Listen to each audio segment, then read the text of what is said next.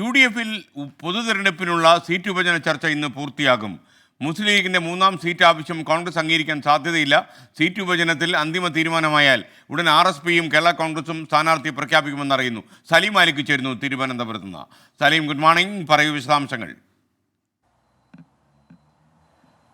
Good morning. ഇന്ന് വൈകുന്നേരം 5 മണിക്കാണ് കന്റോൺമെന്റ് ഹൗസിൽ UDF ഏകോപന സമിതി യോഗം ചേരുക. ഈ യോഗത്തിന് ശേഷം തന്നെ ഔദ്യോഗികമായി ഈ സീറ്റ് വിഭജനം സംബന്ധിച്ച് ഒരു പൂർണ്ണ ചിത്രത്തിലേക്ക് എത്തും. അതിനുശേഷം അങ്ങനെ സീറ്റ് വിഭജനം സംബന്ധിച്ച പ്രഖ്യാപനവും ഉണ്ടാവും. അതേസമയം മുസ്ലിം ലീഗിനെ നിലവിൽ തന്നെ 2 സീറ്റ് മാത്രമേ നൽകാൻ കഴിയൂ എന്ന് അറിയിച്ചിട്ടുണ്ട്. അതിൽ അവർ എന്ത് നിലപാടെടുക്കണമെന്ന കാര്യത്തിൽ ഇന്ന് രാവിലെ മുസ്ലിം ലീഗിന്റെ യോഗം ചേരും. അവർ ഈ നിയമസഭയുടെ ഒഴിവിന് അനുസരിച്ചാവും പാണക്കാട് ഹാളിൽ രാവിലെ യോഗം ചേരുക. അതിനുശേഷം ഈ ഏകോപന സമിതിയിൽ എന്ത് നിലപാടെടുക്കണമെന്നതുൾപ്പെടെ കാര്യങ്ങൾ തീരുമാനിക്കും. ഈ 3 സീറ്റ് എന്ന ആവശ്യത്തിൽ ഉറച്ചു നിൽക്കണമെന്നൊരു തീരുമാനമാണ് ലീഗ് എടുക്കുന്നതെങ്കിൽ അത് വലിയ പ്രതിസന്ധിയിലേക്ക് UDFിൽ പോകും. എന്നാൽ അത്തരത്തിലൊരു പ്രതിസന്ധിയും ഇല്ലാതെ തന്നെ എളുപ്പത്തിൽ കാര്യങ്ങൾ പരിഹരിക്കാൻ കഴിയുമെന്നുള്ള പ്രതീക്ഷയിലാണ് UDF നേതൃത്വം ഉള്ളത്. 16 സീറ്റ് കോൺഗ്രസിന്, 2 സീറ്റ് മുസ്ലിം ലീഗിന്, 1 സീറ്റ് RSPക്ക്, 1 സീറ്റ് കേരള കോൺഗ്രസ് ജോസഫിന് എന്നിങ്ങനെയാകും സീറ്റ് വിഭജനം. കഴിഞ്ഞ തവണയും ഏറെക്കുറെ സമാനമായിരുന്നു. കേരള കോൺഗ്രസ് ജോസഫ് ഭാഗത്തിന് പകരം അന്ന് പൂർണ്ണാർത്ഥത്തിൽ കേരള കോൺഗ്രസ് UDFിനൊപ്പമായിരുന്നു. ആ സീറ്റ് ഇത്തവണ കേരള കോൺഗ്രസ് ജോസഫിന് നൽകും എന്നുള്ളതാണ് നിലവിലെ മുന്നണിയിലെ ധാരണ. മാത്രമല്ല ഈ